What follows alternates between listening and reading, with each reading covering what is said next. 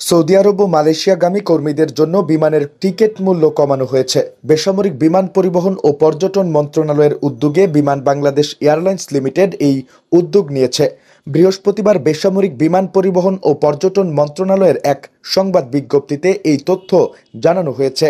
এতে বলা হয়, বিমান বাংলাদেশ এয়ারলাইন্স প্রাথমিক পর্যায়ে আগামী ৩০ জুন পর্যন্ত ঢাকা থেকে সৌদি আরবের জেদ্দা, রিয়াদ, মদিনা ও দাম্মামগামী কর্মীদের জন্য বিদ্যমান যথাক্রমে $480, $400, $430 ও $400 পরিবর্তে ভাড়া $360 নির্ধারণ করেছে।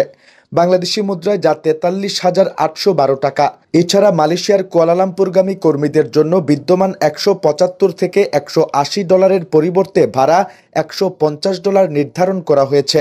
বাংলাদেশি মুদ্রায় যা ১৮,২৫৫ টাকা। এ ভাড়া বিমানে একক যাত্রার ক্ষেত্রে প্রযোজ্য। সম্প্রতি সার্কভুক্ত ছাড়া অন্য দেশের জন্য ফ্লাইটের টিকিটের কর ৩,০০০ থেকে বাড়িয়ে ৪,০০০ টাকা করা হয়েছে। ফলে সৌদি আরব ও মালয়েশিয়ায় বিমানের টিকিটে কর দিতে হবে ৪,০০০ টাকা।